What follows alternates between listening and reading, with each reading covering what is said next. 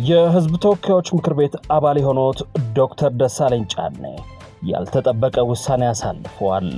የምክር ቤት አባሉ በመጪው 7ኛ ዙር ሀገር አቀፍ ምርጫ ራሳቸውን በእጩነት ላለማቅረብ መወሰናቸውን ይፋ በማድረግ ለባህር ዳር ከተማ ነዋሪዎችና ለመላው የኢትዮጵያ ህዝብ እወቁልኝ ማለታቸው ተሰምቷል።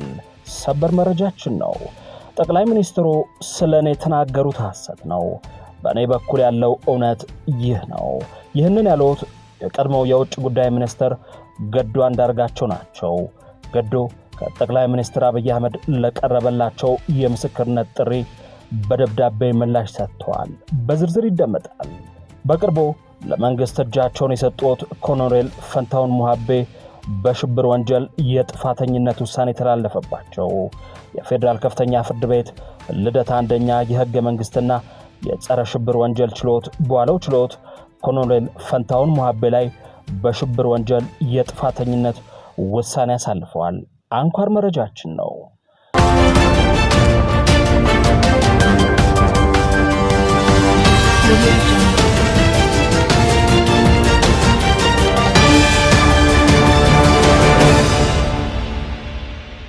ሰላም ጤና ይስጥልን። የሀገር ድምጽ ሚዲያ ቤተሰቦች ከላይ ያደመጣችኋቸውን ጉዳዮች ጨምሮ ሌሎች ያልተሰሙ ሰበር መረጃዎችን በመያዝ የሰዓቱ የመረጃ ክፍለ ጊዜ ተጀምሯል። እስከ ዝግጅታችን ፍጻሜ አብራችሁን እንድትቆዩ እንዲሁም ለቻናላችን አዲስ የሆናችሁ መረጃዎች በፍጥነት እንዲደርሷችሁ ቻናላችንን ሰብስክራይብ፣ ላይክ እና ሼር እንዲሁም የደውል ምልክቱን በመጫን እንደተከታተሉን በመጋበዝ በቀጥታ ወደ ዝግጅቱ ተሻገርን። የቀድሞ የውጭ ጉዳይ ሚኒስትር ገዱ አንዳርጋቸው ባሳለፍነው ማክሰኞ በህዝብ ተወካዮች ምክር ቤት ፊት በኢትዮጵያና ኤርትራ መካከል ስለተፈጠረው ጸብ አስመልክቶ ከጠቅላይ ሚኒስትር አብይ አህመድ ለቀረበላቸው የምስክርነት ጥሪ በደብዳቤ ምላሽ ሰጥተዋል። ጠቅላይ ሚኒስትሩ ጥር 26 2018 ዓ.ም በተካሄደው 6ኛው የህዝብ ተወካዮች ምክር ቤት 5ኛ ዓመት የሥራ ዘመን 10ኛ መደበኛ ስብሰባ ላይ ተገኝተው በሰጡት ማብራሪያ በኢትዮጵያና ኤርትራ መካከል ችግር የተፈጠረው ኢትዮጵያ የባህር በር ጥያቄ በማንሳቷ ምክንያት ሳይሆን በፌዴራል መንግስትና በህወሓት መካከል በነበረው ጦርነት ከኢትዮጵያ መንግስት ጎን ተሰልፎ የነበረው የኤርትራ ሰራዊት በትግራይ የተለያዩ አካባቢዎች ዝርፊያና ግድያን ጨምሮ የተለያዩ ወንጀሎችን በመፈጸማቸው ነው ማለታቸው ይታወሳል።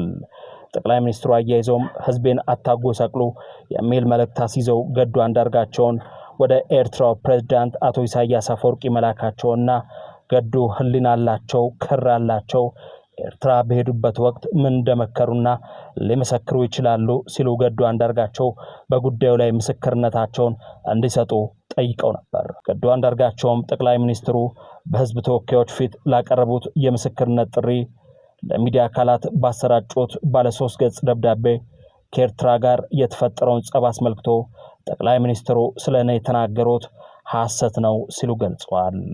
ገዱ አንዳርጋቸው በኔ በኩል ያለው እውነት ብለው ባቀረቡት ምላሽ ላይ 3 ዋና ዋና ጉዳዮችን የያዘ መልእክት ከጠቅላይ ሚኒስትር አብይ አህመድ ተቀብለው በ2013 ዓ.ም በጥር ወር መጀመሪያ ለፕሬዝዳንት ኢሳያስ አፈወርቂ ማድረሳቸውን የገለጹ ሲሆን ያደረሱትን መልእክትም በደብዳቤያቸው ላይ በዝርዝር አስፍረዋል።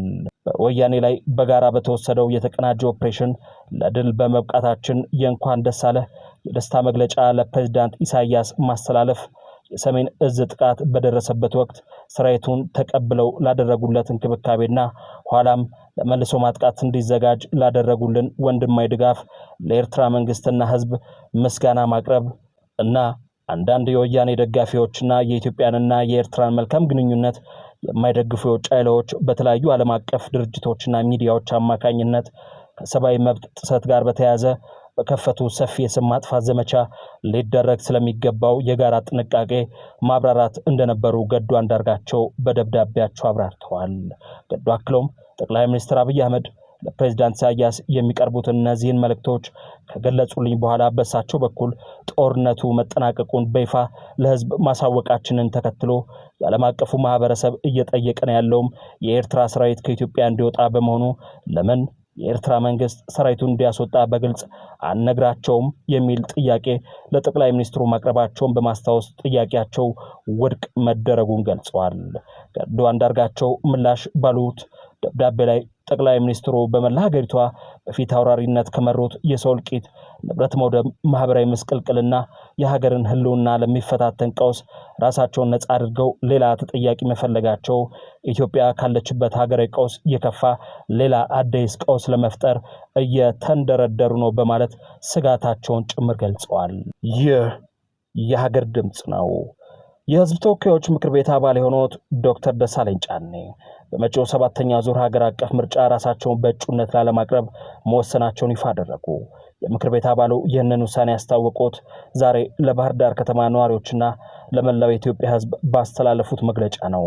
ዶክተር ደሳለኝ ለዚህ ውሳኔ ያበቋቸውን ዋነኛ ምክንያቶች በመግለጫቸው ላይ በዝርዝር አስፍረዋል። አንደኛ፣ የሀገሪቱ ተጨባጭ ሁኔታ። በአሁኑ ወቅት በሀገሪቱ ያለው ነባራዊ ሁኔታ ነፃ ሰላማዊና ፍትሃዊ ምርጫ ለማካሄድ የሚያስችል ምቹ መደላደል የሌለው መሆኑን ጠቅሰዋል። ሁለተኛ፣ የውጤታማነት ጥያቄ። በፓርላማ ውስጥ ተጨማሪ 5 ዓመታትን መቆየታቸው ለህዝባቸው የሚያበረክተው የረባ ጥቅም የሌለ መሆኑን መረዳታቸውን ገልጸዋል። ምንም እንኳን በግል የመወዳደር አማራጭን ቢያስቡበትም አንዳንድ የፖለቲካ ፓርቲዎች በባህር ዳርም ሆነ በአዲስ አበባ በፈለጉት ቦታ በእጩነት እንዲቀርቡ እድሉን ሰጥቷቸው እንደነበር ዶክተር ደሳለኝ በመግለጫቸው ጠቁመዋል። ይሁን እንጂ የቀረቡላቸውን ጥያቄዎች ውድቅ በማድረግ ከውድድር ውጭ መሆንን መርጠዋል። ዶክተር ደሳለኝ የ6ኛው ዙር የፓርላማ የአገልግሎት ዘመናቸው እስከሚጠናቀቅበት እስከ መጪው ሰኔ መጨረሻ ድረስ የህዝብ እንደራሴነት ስራቸውን እንደሚቀጥሉ አስታውቀዋል። ከዛ በኋላ ሀገራቸውና ህዝባቸውን በምን መልኩ ማገልገል እንደሚፈልጉ ለወደፊት ይፋ እንደሚያደርጉም ገልጸዋል። በመጨረሻም ባለፉት ዓመታት በፓርላማ ውስጥ ወክለው ለቆሙለት የባህር ዳር ህዝብ፣ ለአማራ ህዝብና ለመላው ኢትዮጵያውያን ላሳዩአቸው ድጋፍና ፍቅር ምስጋናቸውን አቅርበዋል።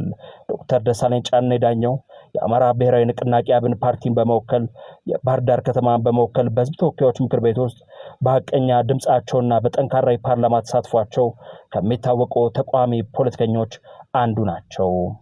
ቀጥለናል። የፌዴራል ከፍተኛ ፍርድ ቤት ልደታ አንደኛ ህግ መንግስትና የጸረ ሽብር ወንጀል ችሎት በዋለው ችሎት በቅርቡ ለመንግስት እጃቸውን የሰጡት ኮሎኔል ፈንታውን ሙሀቤ ላይ በሽብር ወንጀል የጥፋተኝነት ውሳኔ አስተላለፈም። ምንጮች እንዳረጋገጡት ከ15 ዓመት እስከ ሞት በሚያስቀጣው ክስ ጥፋተኛ የተባሉት ኮሎኔል ፈንታውን ችሎት ላይ አልተገኙም ነበር።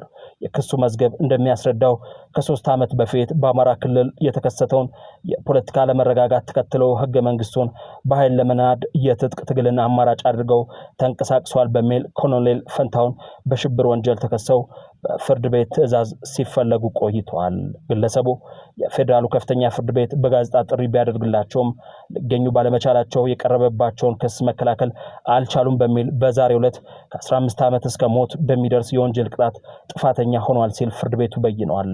የአፋሕድ ምክትል ሊቀመንበርና ወታደራዊ ዋና አዛዥ እንደነበሩ የሚነገርላቸው ኮሎኔል ፈንታውን ሙሀቤ የሰላም አማራጭን ተቀብለው ለመንግስት እጅ መስጠታቸው የዛሬ ወር ገደማ ይፋ መደረጉ ይታወቃል። ኮሎኔል ፈንታውን ጥፋተኛ የተባሉት በእነ ዶክተር ወንደሰን አሰፋ፣ መስከረም አበራ፣ ጋዜጠኛ ጎበዜ ሲሳይና ጋዜጠኛ ዳዊት በጋሻው በሚጠራው መዝገብ ስር ተከሰው ነው። በዚሁ የክስ መዝገብ ጋዜጠኛ ገነት አስማማው፣ ዶክተር ሲሳይ አውግቸው፣ የህግ ጠበቃ አለልኝ ምህረቱ፣ ማዕረጉ ቢያበይን እና ዶክተር ግብረአብ አለሙ በተመሳሳይ የሽብር ወንጀል የቀረበባቸውን የአቃቤ ህግ ማስረጃ እንዲከላከሉ ፍርድ ቤቱ ብይን ሰጥቷል። ይህ በእንዲህ እንዳለም በነ ዶክተር ወንደሰን አሰፋ መዝገብ ጉዳያቸው እየታየ ያሉ 15 ተከሳሾች የቀረበባቸውን የሽብር ክስ በማስረጃ እንዲከላከሉ ተወስኗል። ተከሳሾቹ ሐምሌ 15 2015 ዓ.ም በአማራ ክልል በነበረው ሁከት ተጠርጥረው በቁጥጥር ስር ይዋሉ ናቸው። በነ ዶክተር ወንደሰን አሰፋ ስም በሚጠራው መዝገብ 51 ተከሳሾች የነበሩ ሲሆን አራቱን ጋዜጠኞች መስከረም አበራ፣ ጎበዜ ሲሳይ፣ ዳዊት በጋሻውና ገነት አስማማውን ጨምሮ 23ቱ ተከሳሾች ባሉበት መዝገባቸው እየታየ ይገኛል። ጥር 28 2018 ዓ.ም የዋለው የፌዴራል ከፍተኛ ፍርድ ቤት ልደታ ምድብ 3ኛ የጸረ ሽብርና ህገ መንግስታዊ ችሎት 6ቱን ተከሳሾች በነጻ ማሰናበቱን የተከሳሾች ጠበቃ አቶ ሰለሞን ገዛኸኝ ለቢቢሲ ተናግረዋል። ሁለቱ ተከሳሾች ደግሞ አንቀጽና የተከሰሱበትን ሕግ በመቀየር ጥፋተኛ ናቸው እንዲሁም ይከላከሉ ሲል ፍርድ ቤቱ ብይን መስጠቱን አክለዋል። የተቀሩት 15ቱ ተከሳሾች ደግሞ በሽብር አዋጁ ቁጥር 1176/12 አንቀጽ 3 ንዑስ አንቀጽ ቁጥር 2 ከዕድሜ ልክ እስከ ሞት የሚያስቀጣ ክስ የቀረባቸው ሲሆን ፍርድ ቤቱ ተከሳሾቹ የጥፋተኝነት ብይኑን በማስረጃ እንዲከላከሉ ለሚያዝያ 26 2018 ዓ.ም ቀጠሮ መስጠቱን የተከሳሾቹ ጠበቃ አቶ ሰለሞን ተናግረዋል። ተከሳሾቹ ከአማራ ክልል ሁከት ጋር በተያያዘ ተጠርጥረው ከተያዙ 3 ዓመት ገደማ ሆኗቸዋል። አቃቤ ሕግ ያቀረበው የድምጽና የቴክኒክ ማስረጃ ላይ አስተያየት ከሰጠን 3 ወር ሊሆነው ነው። ፍርድ ቤቱ የእኛን አስተያየት ከተቀበለና የአቃቤ ሕግን መልስ ከወሰደ በኋላ ጥር 28 2018 ዓ.ም ብይን ሰጥቷል ሲሉ ጠበቃው ተናግረዋል።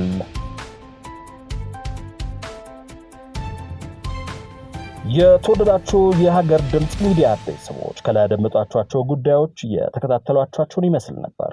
ስለተከታተላችሁን ከልብ አመሰገንን። ለቻናላችን አዲስ የሆናችሁ መረጃዎች በፍጥነት እንዲደርሷችሁ ቻናላችንን ሰብስክራይብ፣ ላይክ እና ሼር እንዲሁም የደወል ምልክቱን በመጫን እንድትከታተሉን በመጠየቅ በዚሁ ተሰናበትን። ሰላም ለምድራችን፣ ሰላም ለኢትዮጵያ። ጤና ይስጥልን።